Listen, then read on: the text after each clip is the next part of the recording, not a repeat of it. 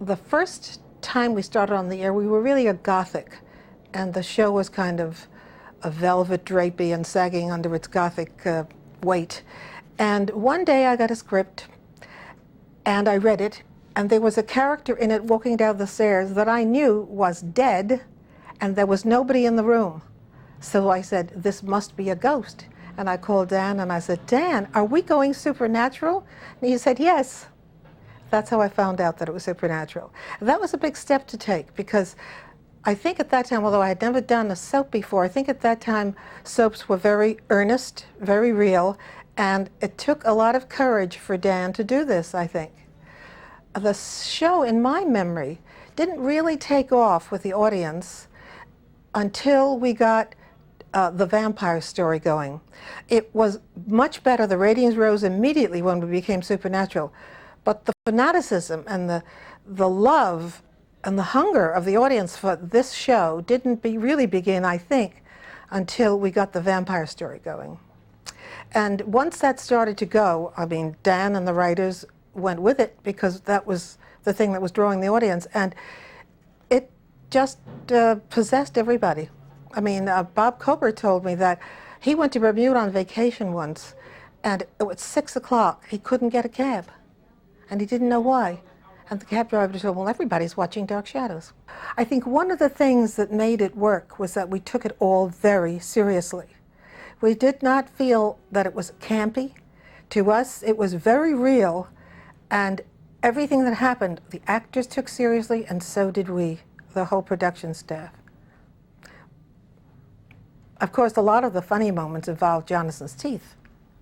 I mean, luckily we were on tape, although we tried to run like a live show, but there were moments when he just couldn't get those teeth into his mouth, and there was always, you had to have a cutaway so that Jonathan could do that, and you know, which he'd just be struggling with it sometimes. So I suppose those were some of the odd moments. I do think that no one has really found out why the show was so popular when it became a vampire show. I thought about it, and I think one of the reasons is that the vampire story itself is such a complex one. It is involved with all kinds of sexual feelings. I remember Jonathan told me he used to get pictures from women naked from the waist up saying, "Bite me, Barnabas, bite me." I think that one of the appeals, an unconscious appeal, was that. And the other, I think, was the character of Barnabas. Jonathan himself is an innately sweet person, and that came through. I remembered telling him, and we talked about how it should be played as the reluctant vampire. Stop me before I bite her again. And I think that was another element, that the vampire was treated like a human being with a problem, and everybody liked him.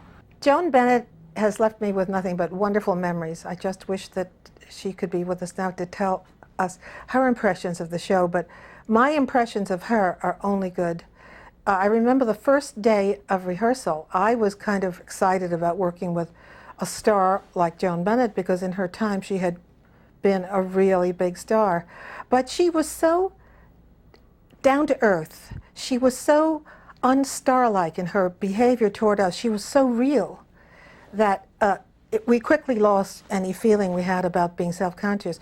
She was a very generous person. She would offer to run lines with any member of the cast. Now that is very rare. Most actors are so concerned about their own parts that they have got time to worry about other people. But she did. I would come in the morning, and there'd be nothing but fluorescent lights on. Rehearsal lights are merciless. She would look beautiful. She had no makeup on. All the actors and actresses came in with no makeup on because they knew they'd be made up. She just looked beautiful. She looked beautiful in just her natural skin and her natural eyes. And also, she was generous with herself as a working person. I came in, say, and the production assistant had to set up chairs for rehearsal. She'd start helping us. She would start, I said, "Joan, you'd make a wonderful production assistant." She was just great. She was nothing but generous.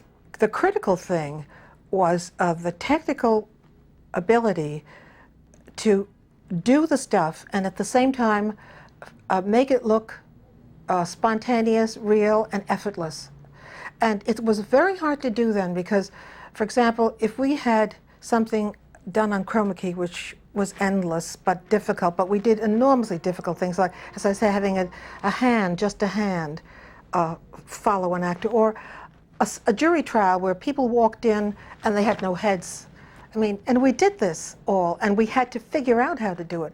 Well, then we had no way of, one camera had no way of knowing what the other one was doing. He used to paint, or rather draw with a crayon.